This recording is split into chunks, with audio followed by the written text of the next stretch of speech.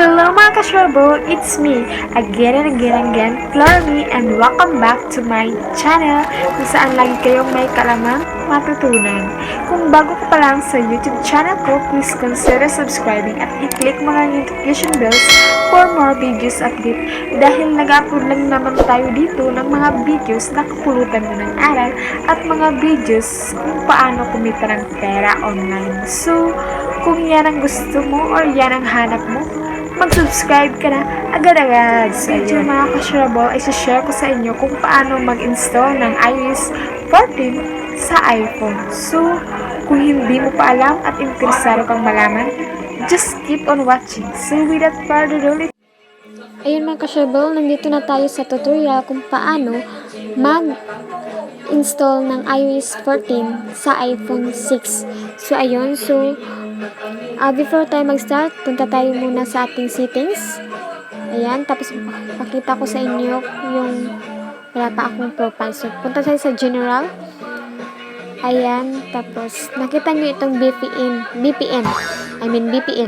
So, dapat dito, kasunod dito ay may profile. Kaso nga, wala pa akong iOS 14. Dapat meron ako. So, wala pa akong iOS 14. So, ang gagawin natin ay mag-i-install tayo ng iOS 14. So, ayan.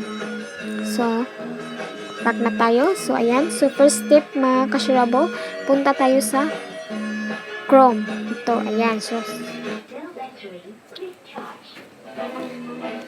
type lang natin Apple Beta Software Program. So, ayun. So, ayan. So, click itong Apple Beta Software Program. Itong una, click na natin. Ayan. So, nandito na tayo sa Apple Beta Software Program. Scroll down lang natin na ka-shareable. Tapos, may nakikita kayong sign in. So, click nyo lang itong sign in.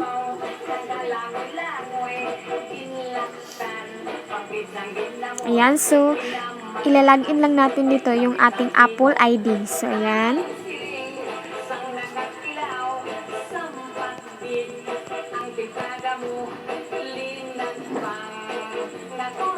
So, ayan.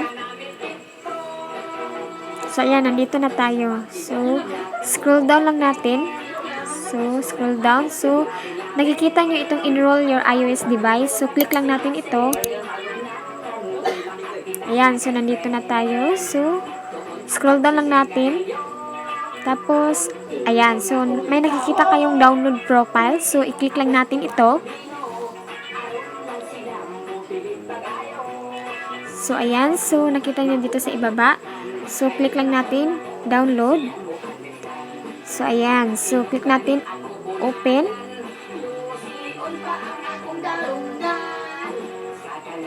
So, ayan. So, save to files. So, ayan, cloud.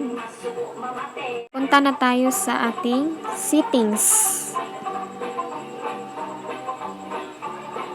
Ayan. So, punta tayo sa general. So, wala pa siya. So, ayan. So, tingnan natin sa ating files. Hanapin natin. Wala pa siya. So, ayan. Ito, nandito na siya. So, click natin to. So, ayan. So, may nakasaad dito na profile downloaded. Review the profile in settings app if you want to install it. So, okay. Close natin. So, review daw natin doon sa ating settings. Check natin ulit.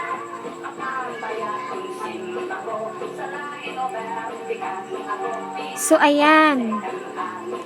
General.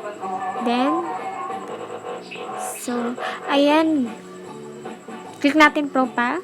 So, ayan. Ayan na mga ka-shareable. Click natin iOS 14. So, i-install lang natin to. Click lang natin install.